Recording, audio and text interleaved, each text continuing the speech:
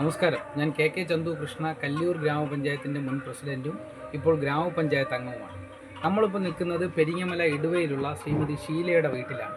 ഷീല ഇന്ന് വളരെ മാനസികമായി ദുഃഖത്തിലാണ്. കാരണം ഈ മാസം 18-ാം തീയതി ഷീലയുടെ വീട് ലേലത്തിൽ പോവുകയാണ്. 2017 ഷീലയും കുടുംബവും ഒരു വാസയോഗ്യമായ വീട് വേണമെന്നുള്ള ലക്ഷ്യത്തോടു കൂടി ഗ്രാമീണ ബാങ്കിൽ അപേക്ഷ നൽകുകയും 5 ലക്ഷം രൂപ വായ്പ അനുവദിക്കുകയും ചെയ്തു.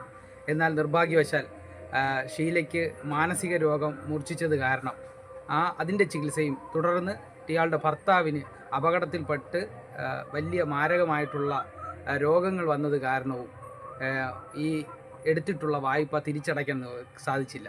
ഇയാളുടെ മകൻ, ഒരു ഏക ആശ്രയമായിരുന്ന ഷീലയുടെ മകൻ അപകടത്തിൽപ്പെട്ട് ഇപ്പോൾ കിടപ്പിലാണ്. അങ്ങനെ നോക്കുമ്പോൾ ഈ കുടുംബത്തിന് യാതൊരു വിധത്തിലും ഈ പണം തിരിച്ചടയ്ക്കാൻ കഴിയാത്തൊരവസ്ഥയിലാണ്. 5 ലക്ഷം രൂപയിൽ 1,72,000 രൂപ നിലവിൽ അടച്ചിട്ടുണ്ട്.